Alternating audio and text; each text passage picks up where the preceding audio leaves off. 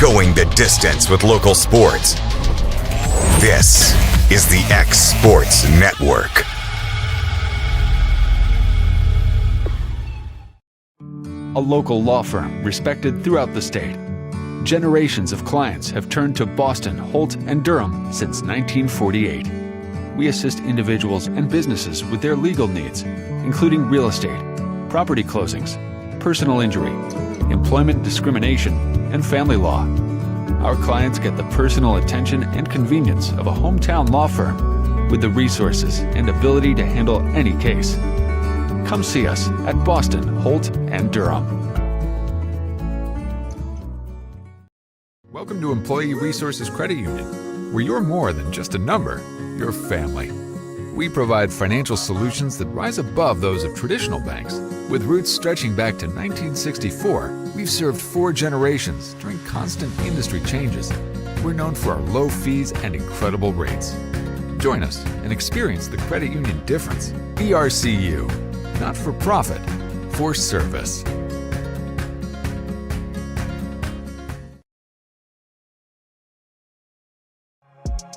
For high school athletes, every game counts. You push your limits and you chase your dreams.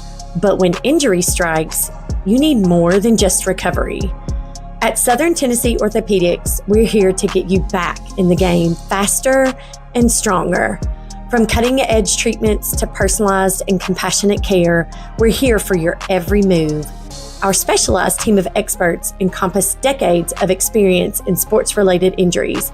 Dr. Paul Thomas, Melanie Durham, and Julie Marcus offer the most comprehensive care from diagnosis to recovery. With advanced treatments and tailored rehabilitation plans, we'll help you heal stronger and faster.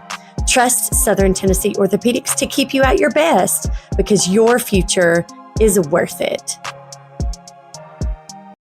Hey everyone, this is Landon Saunders. And this is Nate Patterson with Cloud9 Fiber. We're excited to finally be able to offer Lawrenceburg our blazing fast, reliable, and affordable fiber internet services. If you're looking for a more reliable and more affordable provider, we at Cloud9 Fiber have you covered. Plans start at $50 a month, and we can offer up to a gigabit to your home or business. We are excited to be able to offer your first month of service entirely free. We encourage you to sign up on cloud9fiber.com or by calling 931-201-9098 so we can help you make the switch today. Going the distance with local sports. This is the X Sports Network.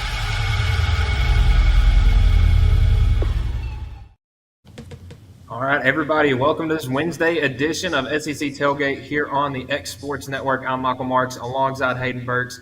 And as always is the case in the SEC, Hayden, we got a lot going on. So we'll jump right into it, starting in Knoxville with Sakai Ziegler.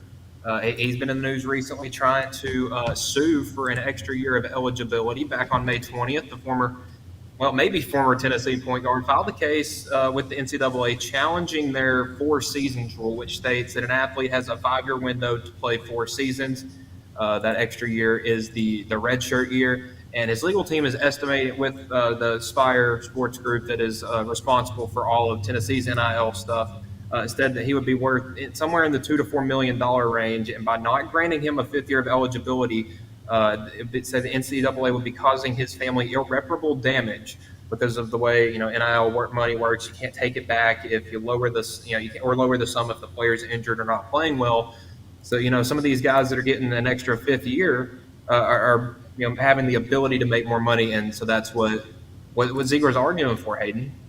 Yeah, absolutely. It's a tough spot for the not just Ziegler, but the NCAA, the University of Tennessee. A lot going on with that. I know with college, you obviously get the redshirt year. Him tearing his ACL a few years ago, that's tough on him. Just get that extra year. And I know it's not for any athletes right now that are in college, but during COVID, you got your COVID year, and I know I think he might have got that one too. He might have used it. I'm not sure, whatever. So he does have a case and a point for trying to get that extra year of eligibility because $2 to $4 million, that's a lot of money on the table, especially for a college athlete. Yeah, and Ziegler, he's not the biggest guy. That was kind of his thing. He was, a guard, maybe he's listed at 5'9" on Tennessee's roster. I don't think he's even that tall. So, he'd almost have slim to no chance of playing in the NBA today, even though he's, one of the most proven veterans in the SEC when it comes to basketball. And so, him being able to come back to college for another year would be, a great way for him to make some money and maybe even, work himself into a coaching role. And we see this happening all the time. We've seen Diego Pavia with his ruling, sue the NCAA to get an extra year because of playing at junior college level. And the NCAA, is slowly, starting to lose control of college athletics with eligibility and everything. And the way that this COVID and getting everybody a fifth year and stuff like that's gone, it's really putting a harm on some of these high school athletes. But and Hayden, it's kind of awkward for Tennessee because if Ziegler gets this extra year, Tennessee's already spent $1.2 million in the transfer portal on a point guard, and then you want to spend another $2 million for another point guard. Now I know everybody in Orange would love to have the Zakai back, but I just feel like it would be a little weird with Jacoby Gillespie coming in from Maryland. It would be. Obviously they had the guard, like you said, Jacoby coming in from Maryland. Got some other guys coming in. I know they got that kid from overseas. I don't know his name off the top of my head. Yeah, there's a lot of money on the table. I know Tennessee fans love Zakai Ziegler, probably one of the all-time favorite men's basketball players out there for Tennessee fans. But, I honestly, in my opinion, I think they'll bring him back if they can. Just for that another year, just to have him on there. Veteran leadership, they're going to have another young team, good players, maybe just another building year possibly. Last year we kind of looked at the team last year after losing, Dalton Connect and other guys like that, and we wondered how this team would look. Well, they did pretty good, and they were the number one team for a long time early in the season, just kind of had some hiccups here and there down the road. Made it to the SEC championship, though, just lost to Florida in that. Made it back to the Elite Eight, had a tough stretch in the first half against Houston, and if they would have played Houston in the second or the first half like they did the second half, the way Ziegler played and the rest of the bunch played, they probably would have been in the Final Four and maybe, who knows, competing for a national championship. So a lot's on line. Obviously, Ziegler, like you said, not an NBA prospect. Like you say, he's lifts about 5'8", 5'9". If you give him 5'10", that's still a little small for the NBA. I know there's been a bunch of players out there. Isaiah Thomas, really young players. He was an MVP candidate. So, not going to put it past him, but today's NBA, it's going to be tough for him and for what money he can make, especially $2 to $4 million. He needs to try and go fetch it, that's for sure. Yeah, and for Tennessee, that would almost even open up the door for another guy like Jordan Gainey to maybe come back for another year. I know there's some rumors about maybe him trying to come back for an extra year. So the summer is going to be very interesting for Tennessee, especially with basketball. Nate Ament, the highly touted freshman, Jacoby Gillespie, Jalen Carey from Vanderbilt. It could be a very, very interesting spring on Rocky Top. Yeah, so we'll move on to. Go ahead, Michael. I was just going to say we can move on to the House settlement. Now we're getting into a little politics here, but on this past Friday, a federal judge approved a $2.8 billion settlement.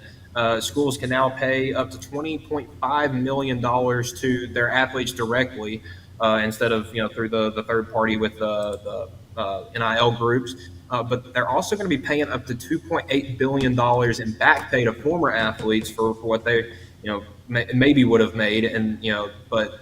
This is also a little controversial because it's cutting scholarship caps. There's no cap on how many scholarships you can hand out, but it will cut roster limits. So roster sizes are going to be cut. So this may sound like a good idea for the universities to be able to pay players, but it's going to completely take away the idea, Hayden, of walk-ons. I was literally about to say that. Walk-ons, that ship is basically sailed at this point. You got that new deal coming in where you're limiting scholarships now. You got that new NIL deal put into place, the settlement. So basically, any walk-on that is thought about it, it's not going to happen no more. Obviously, if you're a walk-on right now, they're going to uphold your walk-on and all that stuff. But then again, after this upcoming season, you might see some walk-on cuts. And like I said, there's really nothing to it except that it's going to cut that away, and then it's going to limit scholarships because obviously, every program, not just a program like baseball, softball, it's a school is allowed a certain amount of scholarships for their programs. So it's going to be tough on that, especially with that new settlement coming in. That's going to help, build money for NIL. players and stuff like that. But it's going to take away from. I really look at the small colleges. I mean, people really don't look at it that way, but that does take away a lot from them because there's a bunch of walk-ons that could probably play at those smaller D1s that might lose their ability to play there because there's an NIL deal put in place for this one player, a quarterback, or a big-time player that could be going to the NBA one day. That really takes away from their roster spot. Well, and the thing is the it's just capped at $20.5 million. You know, not every school is going to be able to allow that much to be paid to athletes. And then coming out today, reported first by Front Office Sports, there have been 8 female athletes, a couple of volleyball and softball players, I believe, across a couple of colleges from Vanderbilt, Virginia, and I believe College of Charleston, that have filed an appeal with this settlement, stating that the settlement would violate the Title IX clause with gender equity laws, saying that female athletes would be making a lot less than male athletes. So, even though the settlement was kind of somewhat finalized on Friday, I think we're going to see a lot of changes before this stuff starts going into effect next month. Yeah, I mean, obviously they kind of looked at just the main key of certain sports. Unfortunately, where we are today, still male sports are dominant over female sports, and you got to look at it. Did they consider the female sports in consideration? Obviously, there's numerous female athletes out there that have really changed the game for women's sports, not only in the professional level but college level. You look at like Caitlin Clark and Angel Reese and big names like that have endorsements like that. It's really just changed the game for college women's athletes, and so for them not to really be a part of that can really bring issue and kind of a red flag to the settlement that was just put in place. Well, I mean, for some of these bigger schools, that prioritize women's athletes, I know UConn's one that comes to mind. Tennessee's got a very good history with some of their women's sports and other schools across the nation. But with a school like, let's just bring Vanderbilt in there because they were one of the schools that had mentioned things. Hayden, they don't have a softball team, and with the football and men's basketball, really being the two kind of cash cows when it comes to this. There's really only volleyball and women's basketball players that are going to have any chance to make a large sum of money from this settlement, and it's really going to put these female athletes at a disadvantage when, again, like some of those people you had mentioned earlier with Caitlin Clark and Angel Reese, I mean, they had ESPN putting up unheard of numbers for women's tournament games, just to get a look at them. So I think we're going to see a lot more stuff change before this House settlement goes into effect, and we start seeing how it's going to impact things once season starts going up. Yeah, I mean, obviously, it's one of a settlement, but obviously, when you write in a paper, you have a draft, and that's really what this is. It's a draft. They're going to change it up for sure, make sure all parties are involved, and to be treated fairly for sure. So then again, even though we're just talking about it now, we're going to be talking about it down the road for sure. All right. Well, coming up here after the break, we're going to have maybe some changes to men's basketball. We have the Jimmy V Classic set, and ESPN's FPI put out a new top 25, and we'll cover that here on SEC Tailgate. We'll be back in a minute.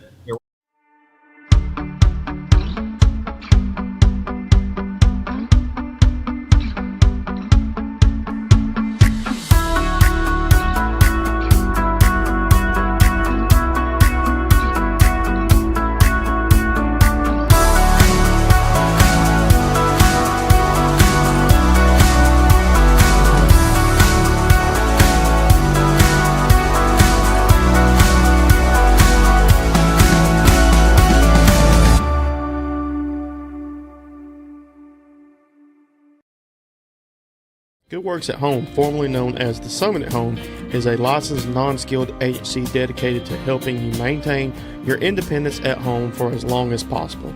Our compassionate and caring staff provide support in various areas, including dressing, bathing, personal hygiene, transportation, cleaning, and companionship.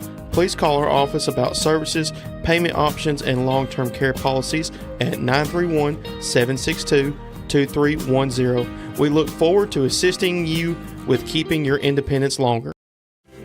Storing Lee Furniture is not just some huge chain store. But we do have a 144,000 square foot showroom right here in Leoma, Tennessee. The Story family has worked together in the business now for 55 years. And a familiar face is here to help you with whatever you need. That's what being a part of the community right here in the Tennessee Valley means. And if you have an issue, we're right here to take care of it. And don't forget free delivery. We invite you to come see us. We're Story & Lee Furniture. For the best meal from south of the border, head to Cocina Real in Puente Grande for lunch and dinner. With a wide array of mouth-watering entrees, there's something for everyone on the menu. And you can't forget the cheese dip. They'll treat you like family, and you'll never leave hungry. Make Cocina Real Mexican Restaurant and Puente Grande Mexican Restaurant your choice for authentic cuisine, located in Lawrenceburg, Tennessee.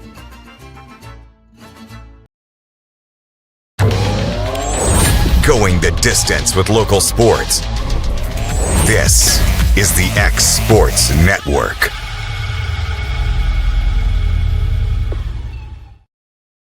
All right, welcome back into this Wednesday, June 11th, 2025 edition here of the SEC Tailgate.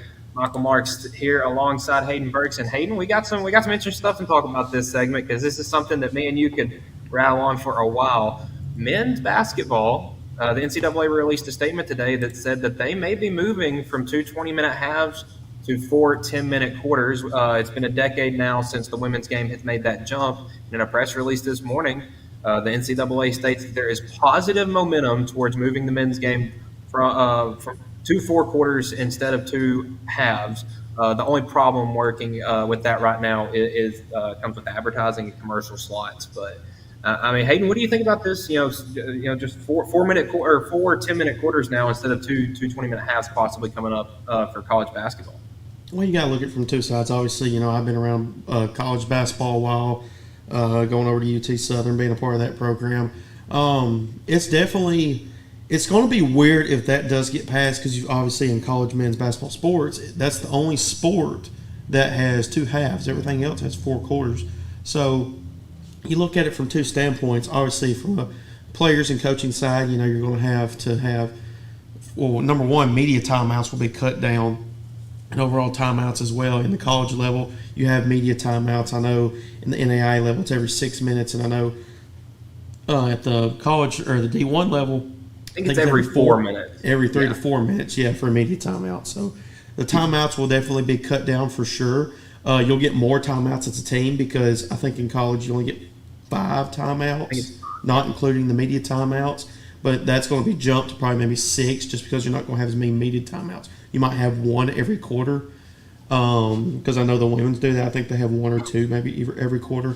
But, like you said, it's going to be different from the advertiser standpoint for commercial breaks. Obviously, you're going to have to get those breaks in for media timeouts. So there's 4 right there automatically. And you'll probably have to do some stuff between halftime. Coaches' interviews during the games will probably be closed or kind of shortened up for sure. So I can see kind of the positives and negatives. You want to have more competition. You want to have more breaks. But also you got to look at the point of view from the standpoint of the officials too when it comes to looking at reviews. Obviously, we've seen the games change with the replay challenges and all that good stuff like that. So it's definitely going to be different. They probably, I would say, even though they're not going to play 12 minutes like the NBA would, it'll probably be 10-minute quarters like the women will play. They're probably going to have to do like the women would do and probably implement between that and the NBA and kind of put it together and see how that goes. Obviously, it's going to be an experimental thing where they'll change it up every year, see what works best. So if this does come to fold, I like it. I think it's a change that maybe the college basketball would like. I'm not sure how fans really feel about it. I'm not really sure how I feel about it either just because I've always been used to 2 halves. So it's something I'm not going to say, I think it's a good idea or a bad idea. I'll just have to see how it plays out. And, well, I'm going to take a little bit of a different stance. I love the idea. Women's basketball right now, the games move much quicker. I know if you go to a women's basketball game, you're there for right at 2 hours, maybe not too much longer than that. Men's games can be 2.5, 3 hours long, and it may sound crazy that comes from commercials, but it does.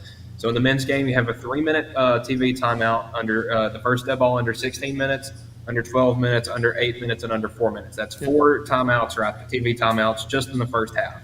And you have all the halftime advertisements, and then the same thing in the second half. Well, the way the women's game has done it is there's one TV timeout every quarter. There's a media timeout, first dead ball under 5 minutes.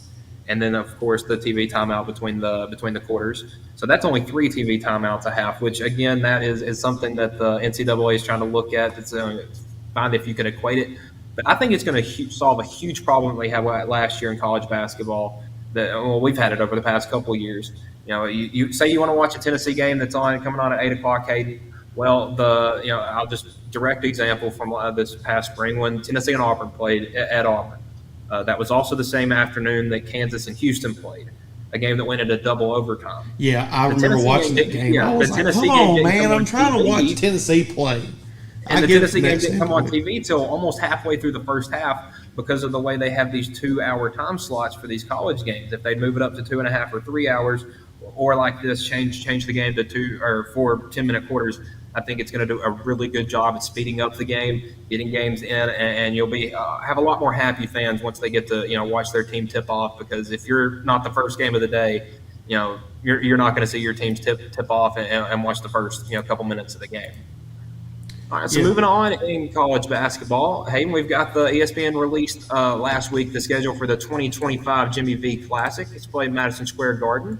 This year it will be on Tuesday, December 9th, and we'll have 2 games, 2 really good games. So starting up at 6:30 Eastern Time, we will have BYU and Clemson, 2 kind of up-and-coming programs that maybe you don't think of as being college basketball powerhouses, but Clemson had another very good year this past year, and then with BYU, A.J. DeMansa, the number 1 player in the country. But the matchup I'm really intrigued about, Hayden, is that one over there. You got the logos on the left side, UConn and Florida. That'll be the night game, 9 p.m. Eastern. It's a rematch of the NCAA tournament. I don't know if you remember that game from the second round, but UConn was, I believe, an 8 or a 9 seed. I don't remember which one. And they gave Florida probably the best run that anybody gave Florida in the NCAA tournament. And to be able to get that rematch in MSG, under the lights in December, I think you were going to be in for some good college basketball, Hayden. Well, I will say this. I'm not sure what broadcast is going to hold the game. Is it ABC, ESPN? They'll be on ESPN. ESPN. Well, they're going to make a crap ton. Not off just that first game, but that second game, holy crap. You got the 2 teams have won the national championship the last 3 years, and the game that went almost down to the wire. If it weren't for a few turnovers or maybe some questionable calls by the officials, UConn might have eliminated Florida, and we might see a different team like Houston be the national champs right now. So, obviously, Florida, in my opinion, was the best team in the national tournament in the rounds or the field of 64 for sure. But then again, UConn, like you said, they gave them a run for their money, and everybody loves those big rematches. They're like, okay, well, once they get a hold of them, whenever they can get to that point, what's it going to look like this time? Is there going to be grudges hold? How physical are they going to play each other? Who's going to show up when it matters most? And for it to be in Madison Square Garden, that makes it just 10 times better. Oh yeah, and UConn, that's where the Big East tournament used to be held. I'm not sure if it's still in Madison Square Garden, but man, UConn, back when they had Kemba Walker and those guys used to pack out Madison Square Garden. So that you got Dan Hurley, Todd Golden, Florida looks like they're reloading again. UConn, of course, they still won back-to-back national championships. 2 and 3 years ago. I think they're going to be really good this upcoming fall. So that's going to look like a good one. Now we'll move on to a little bit of college football, Hayden. ESPN back last Tuesday, their FPI released its top 25 teams, and Hayden, it's a bunch of SEC teams. So I'll just go through it real quick. They got the top 3. They have 5 of the top 10. They have Texas A&M at 8, Tennessee at 10, and then LSU at 12, Ole Miss at 13, Auburn at 14, and South Carolina at 15. And then Oklahoma 16, Florida 18, Arkansas 22, and Missouri 23, making 13 of the 16 SEC teams, Hayden, in the top 25. I get the SEC is known for football, but what do you think we got looking at here? Oh, man. I'm not really sure how to feel. Obviously, as a Tennessee fan with all this stuff going on, I'm looking at it right now. with losing Nico like that, bringing in the new quarterback Joey, I'm not really sure. I'm kind of looking at it from my standpoint as a Tennessee fan. The SEC, obviously, they're going to have some guys in there. I'm surprised there's more SEC teams in there than there are Big Tens. Well, from a Big Ten standpoint, I get they're, in my opinion, the better conference right now when it comes to college football, talent-wise, and bringing in players for NIL and stuff like that. But then again, you look. Texas is up there, Tennessee, Alabama. LSU's in there, Texas A&M. Really, they're a dark horse in my opinion. Every year, Texas A&M's got some guys that can play some football. Yeah, I think it's really interesting having Texas at number one with the first-year quarterback. I hate preseason polls, but we'll go back to baseball for example. Texas A&M was the unanimous number one team in the country, yet they had a coach that had never been a head coach before. And I didn't see that going well. And as we saw, Texas A&M didn't even make the tournament in baseball. Now, I'm not saying the same thing with the Longhorns here because, Sark has kind of proven them as a contender. Georgia at 2, another, these top 3 teams, really these top 4 teams are really kind of almost question marks at quarterback. With Georgia, Gunnar Stockton, he's probably close to the least impressive quarterback under the Kirby Smart regime in Athens. And Alabama, despite having a question mark at quarterback, I actually feel pretty good about their quarterback situation, whether it's Q and Russell or Ty Simpson leading them in the fall. But Texas A&M, that is just a bit of a question mark for me. All the way up at number 8, and even with Tennessee at number 10, I feel like both of those are a little high. Those were, Texas A&M was 8-4 last year, I believe. Really fell off at the end of the year, which is kind of seems what they always do.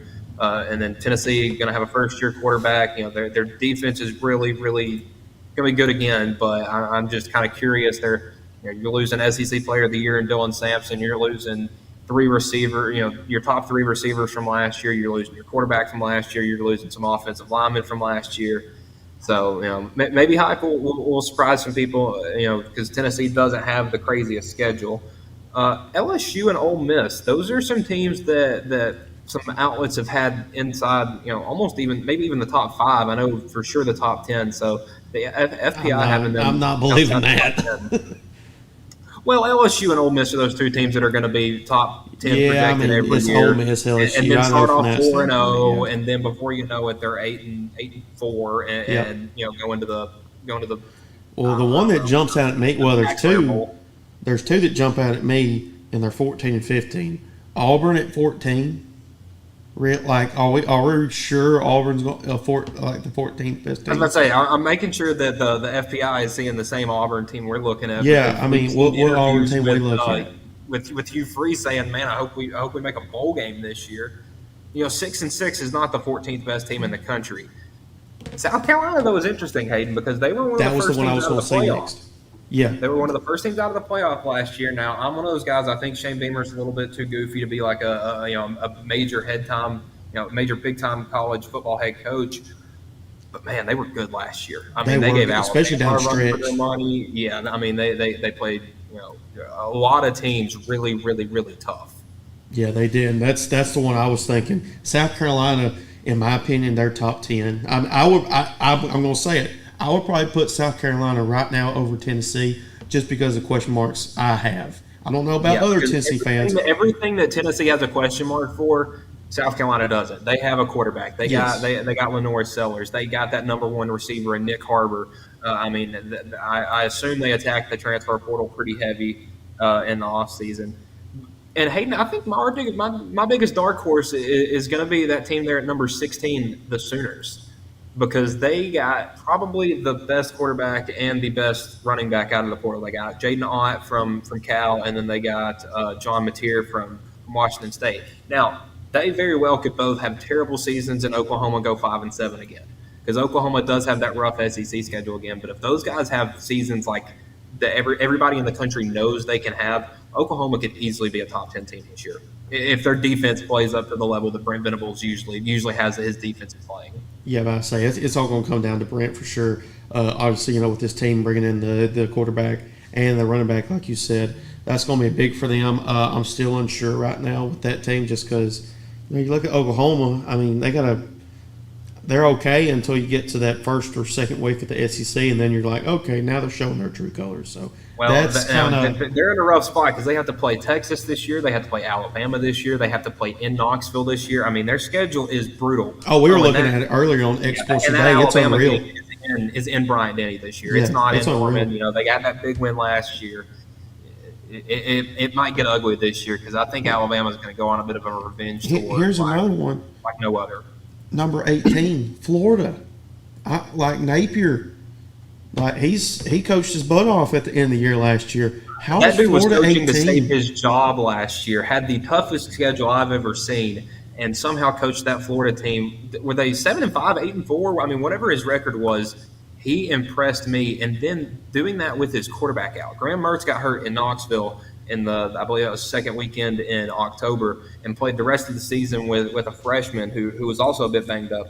But man, Hayden, if DJ Lagway can play like he played last fall, Florida's another one of those teams like Oklahoma that could shock a lot of people and be in the top 10, or they could again fall flat on their face and go 5-7, and Billy Napier could get fired. I mean, it's one of those two things. They're either going to be like, I really think Florida can compete for the playoffs. I really do. I'm not going to say they can make the playoffs, but I really do think with their schedule, and if DJ Lagway is a truth, which it sounds like he is, and from what I've seen, he's the real deal. They can go far. Yeah, and then with those last two teams, Arkansas and Missouri. I mean, Arkansas, their offense was fun last year. They were kind of like Tennessee in 2021. Their offense was putting up crazy points, but their defense couldn't stop a nosebleed, and every game was a shootout. I mean, they have Taylor Green back. Bobby Petrino's offense was really, really good last year. I mean, they had an upset win against Tennessee at home. I mean, they played some teams very hard, but I think Arkansas is going to look for a little bit more competitive football this year. And if not, Sam Pittman could be out the door in Fayetteville. Yeah, that was one of our topics earlier on Exports today. We were talking about overall college football coaches, who's on the hot seat. Sam Pittman was one of those we named. Obviously, like you said, they had some wins, but they've got a tough schedule too. I think they've got LSU. Well, they got Tennessee and Knoxville. Yeah, and they got Texas A&M down the stretch at Dallas. I think that was what we said. And I think they're playing Texas too. I mean, Arkansas' schedule's no joke, and there's going to be a couple of teams that I think Arkansas last year was that Tennessee win away. If they lost that game, that Sam Pittman probably wouldn't be their head coach. Yeah, because what was their record? 5-7. I think they finished. I believe they finished 5-7. If they can make a bowl game, that gives Pittman maybe one more year. But if he don't make one, he's gone. Yeah, Arkansas finished 7-6 right there. So they did make a bowl game. So they ended up winning their bowl game, but 6-6 in the regular season. So okay, so he's got to win maybe one or two more games to keep his job if that's the case. And then Missouri, again, another one of those teams. They were really highly rated coming into the season, Hayden, with Brady Cook, Luther Burden. I mean, they were a very, very good team the year before beating Ohio State in the Sugar Bowl. But, I mean, Drinkwitz, he's going to have a new quarterback in Bo Perbula, the backup from Penn State last year, who I think is going to be a very good quarterback. But I'm just not sure if they got the weapons around him to really be a top 25 team. So I think they're going to be one of those 6-6, 7-5 SEC teams. I mean, it's you got to look at certain SEC teams. I mean, obviously, everybody. Alabama. Who do you think about when you think about SEC?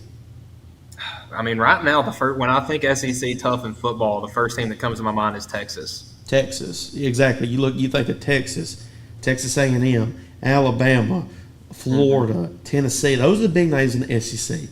Not many people really go to Missouri. You look at Missouri, it's a bunch of guys that are from maybe California or maybe up north, and a lot of them are Missouri natives, people that live in Missouri that go to college to play football there. So, I mean, it's just if you're Missouri, it's a tough recruit if you're from Missouri. Mm-hmm. And they have. It's not the best schedule in the world. They got to play Vanderbilt again, and I don't know if anybody remembers this, but the week before Vanderbilt beat Alabama, Vanderbilt played at Missouri. Missouri was number 8 or number 9 in the country at that time, and Vanderbilt took them all the way to overtime and was a couple of missed field goals away from winning that ball game. Yep. So, Vanderbilt, it was one of those teams that's not in the top 25. but they got They're Diego teeter Pavia tottering back. on the edge right there. Yeah, they got Diego Pavia back, and again, that guy willed Vanderbilt into a top 25 football team. I mean, that's something we hadn't seen in almost 20 years. I mean, what that kid did last fall was impressive. Another one of those teams that's not in the top 25 right now, Mississippi State. They're kind of they're still trying to find their footing. I think Jeff Lebby had a pretty good first year, but with some injuries, I think he did a really good job with Michael Van Buren. That kid was really good. But yeah, I mean, the SEC, as you can see from this top 25 list right now, Hayden, SEC is going to be tough again this fall. Yeah, I mean, it's going to be tough. Overall, like I said, if I had to pick a favorite to win the SEC, it would probably be Texas. And honestly, I would probably go on a limb and say it's going to be Texas and Texas A&M in the finals. Ooh.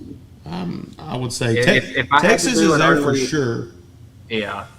But like I said, I really, even though I don't like Texas A&M, but I honestly, I hope it's Tennessee. I really do, just because like I said, hopefully, I'm banking on Joey being a Hendon Hooker type of guy being transferred. Yeah, exactly.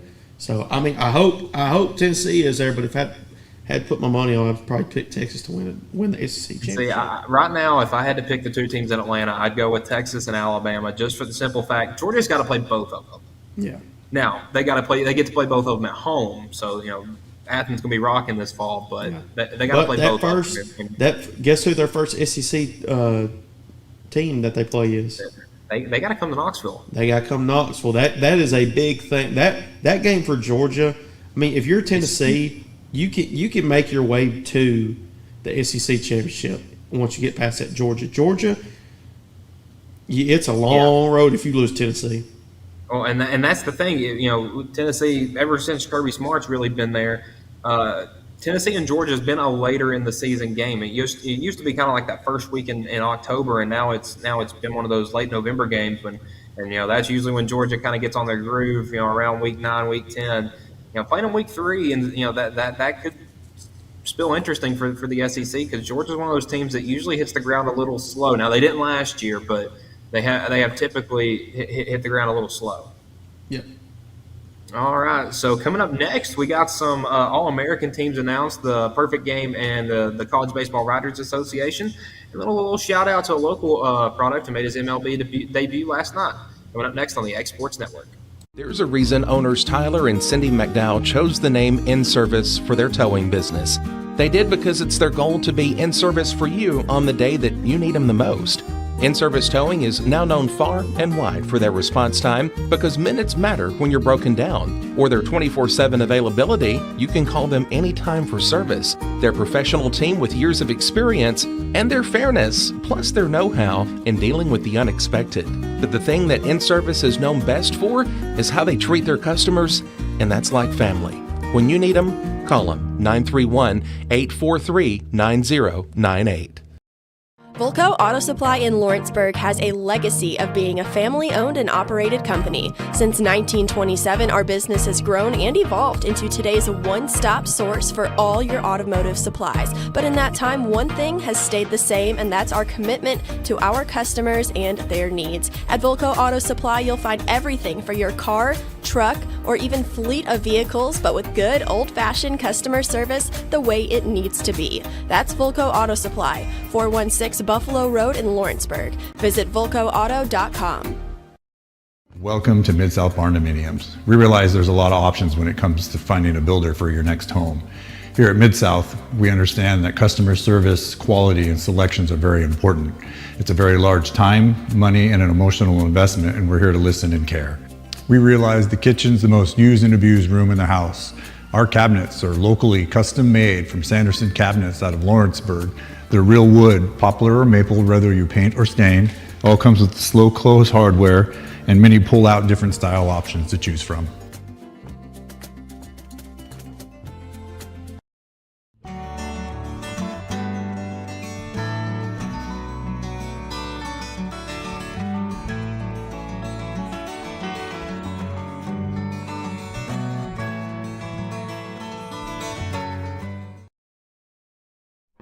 There's no job too big or too small for Gonzalez Lawn and Landscapes. Owner Chris Gonzalez works hard to make your commercial or residential properties one of the neighbors will envy. You won't find a lower price anywhere else, and that's a guarantee. We offer mowing, landscape removal, small construction jobs, and more. Our team is licensed and insured to ensure the best work for Lawrence County and surrounding areas. Your satisfaction is our goal. We won't leave until you're happy. Call today to set up a free quote.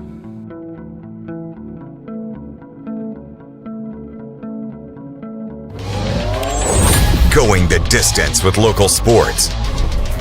This is the X Sports Network.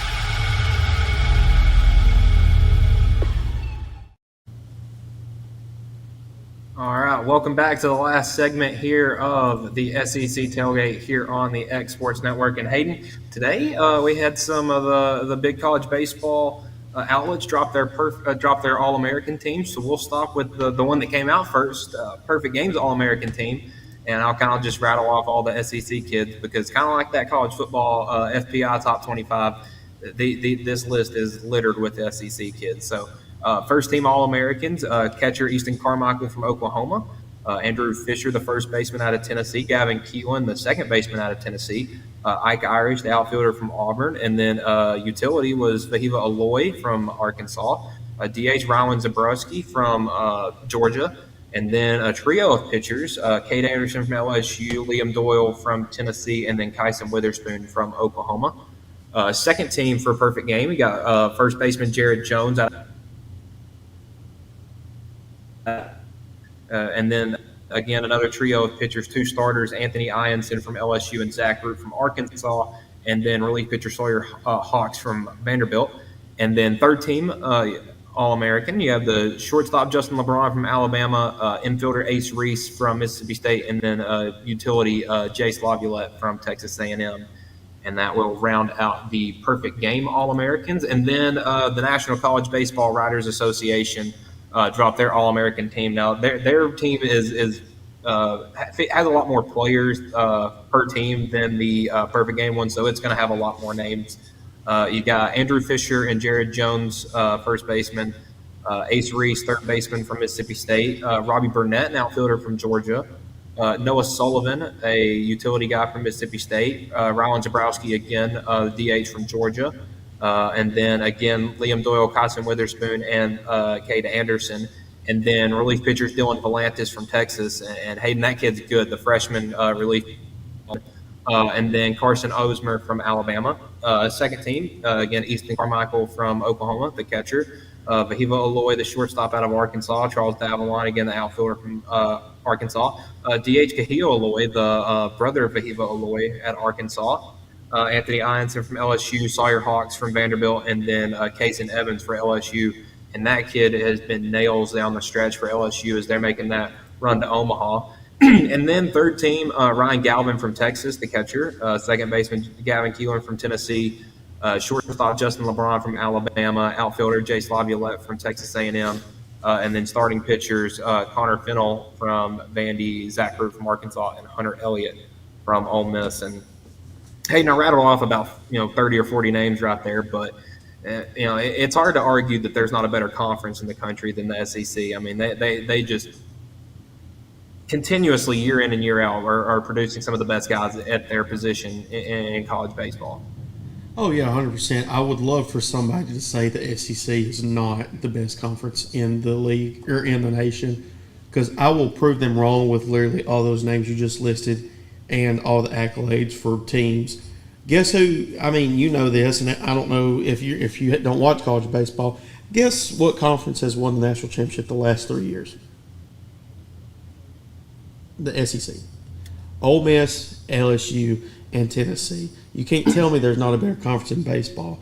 I mean, it's just there's no way. There's not a better. I mean, there might be good teams from other conferences, from smaller Power Fours that have really good programs. The ACC has some good programs. Big 12 has a few good programs. I mean, UCLA. Former Pac-12, Oregon State. I mean, they've got a good program. So I mean, there's plenty of programs. But hey, listen, they made the College World Series as an independent team. They're not even in a conference this exactly. year. So I mean, like, if you look at the competition of play, any SEC team can make it. How many SEC teams do we have make the tournament this year, Michael?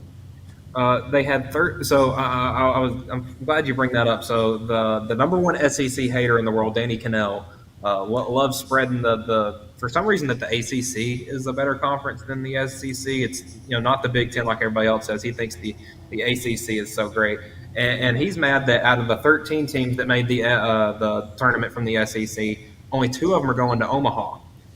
Yet out of the 9 ACC teams that made it, only 1 of them is going to Omaha. So the numbers are kind of speaking for themselves. I'm going to argue that.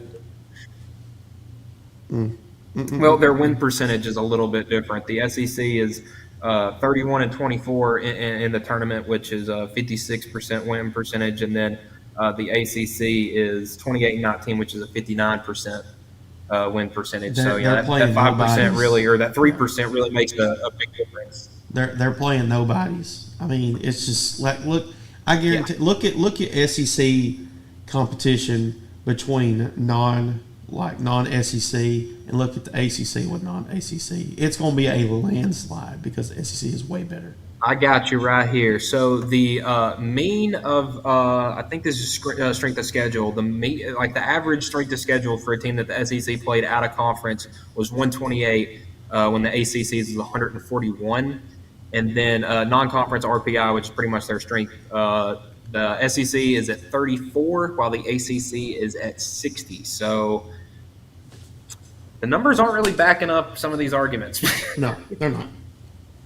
They're not. That's not literally. I just raised my hand because that's all you got to say. Yeah. There's nothing else to say. Yeah. I mean, it's just the SEC. I mean, there's no doubt. I mean, you could argue there might be good ACC teams that could beat SEC teams. It's baseball. Baseball's unpredictable. We all get that. But when you look at the competition of who they're playing each other, the SEC is playing each other, beating up on each other, and I guarantee you could take the worst SEC team and put them against whoever you want to. And I bet the SEC team could win 4 out of 10 at least, maybe more than that. Well, the only thing is that the worst team in the SEC is Missouri, and they are so they had such a bad year. But maybe the 15th team in the SEC, I would take that fight. Texas A&M could.